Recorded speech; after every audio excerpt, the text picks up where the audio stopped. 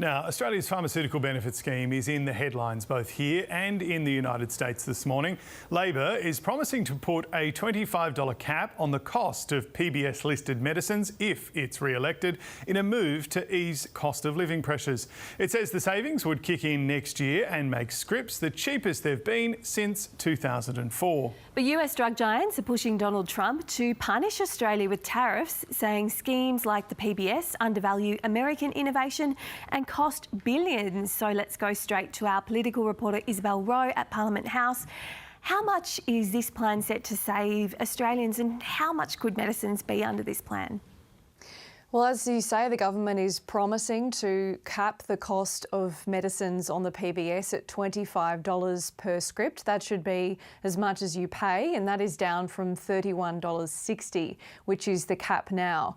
Australians are, according to the government, set to save $200 million a year on this plan, but it will cost the budget $690 million over the Ford estimate, so that's the next 4 years, and those details will be made clear in the budget next week.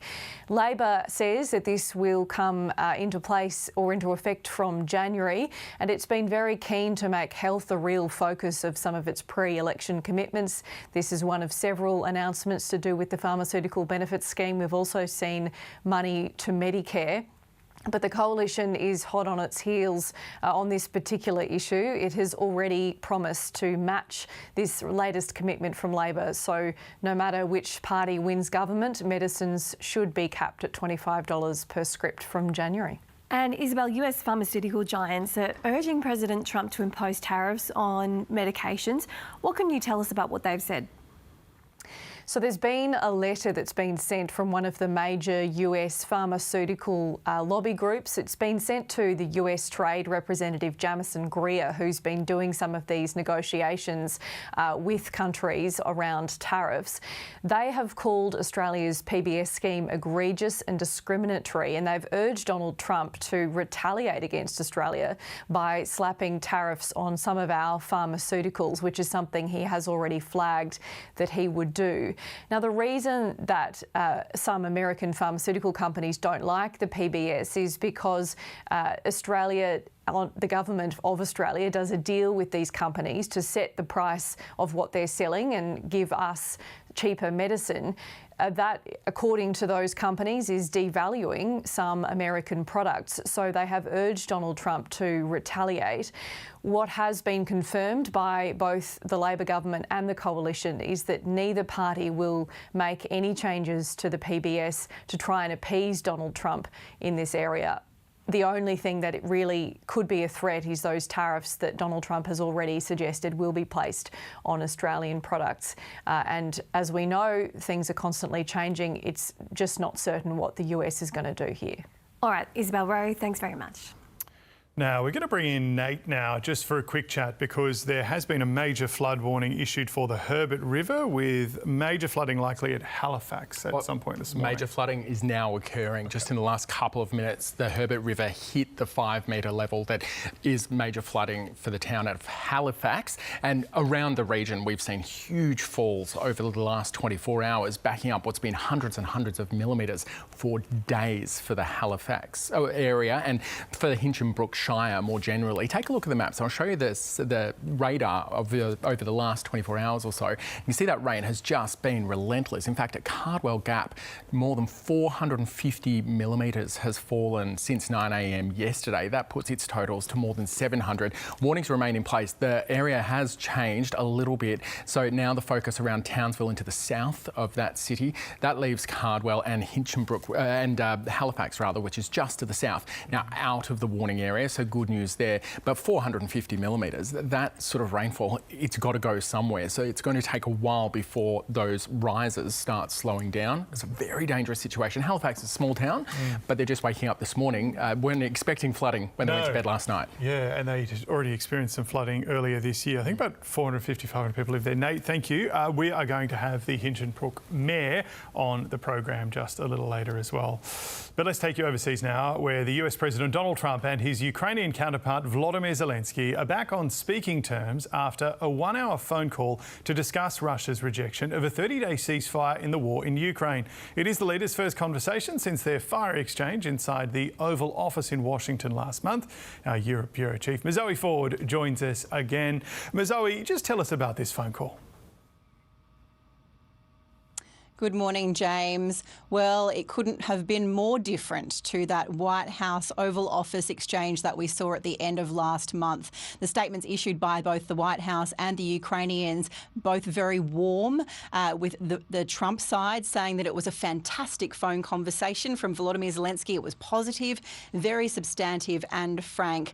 Both sides emphasised how thankful the Ukrainian President Volodymyr Zelenskyy was for the United States' help during the war in Ukraine, which is in contrast to what the US was putting forward during that Oval Office shouting match when JD Vance was accusing him of not being thankful enough. We saw that Donald Trump, on the statements that Donald Trump gave Volodymyr Zelenskyy a full briefing on his phone conversation with Vladimir Putin. And the two countries have pledged to work together, Ukraine and the United States, moving forward. There was very positive language about that, starting with the resumption of talks in Saudi Arabia at the end of the week. And then there were two things in the statements in terms of requests. Ukraine has asked the United States for additional air defences, to which the Trump side has said they'll look to see what's available, particularly from Europe. So I'm sure the Europeans will be expecting a knock at the door regarding that. Trump's also discussed Ukrainian power plants and said perhaps the best way to protect them is American ownership. And on that much touted minerals deal, James, there was nothing in the statements, but afterwards a White House press secretary said that they'd moved past that into a more lasting peace arrangement, but that it wasn't off the table. And Mazoe, Europe has effectively been shut out of these discussions again, even though a number of leaders would like to be involved. Oh, they absolutely would. They believe that Ukraine's security also is hand in glove with Europe's security. So they want to be at these negotiating tables, but no, haven't been a part of any of these Donald Trump-led phone calls, negotiations, meetings, nothing. So they will be rallying, or they are rallying around Volodymyr Zelenskyy, though, reaffirming their support for Ukraine. And in the coming hours, we're going to see the defence chiefs from all of these countries that support Ukraine and a part of this so-called coalition of the willing put together by the UK and France come together here in London for a meeting to discuss how they can help Ukraine into the future. All right, Mazoe Ford in London, thank you. Let's get more now on our top stories. Here's Emma. Thank you. The National Energy Market Operator has scaled back warnings of gas shortages in southeastern Australia as demand for gas falls.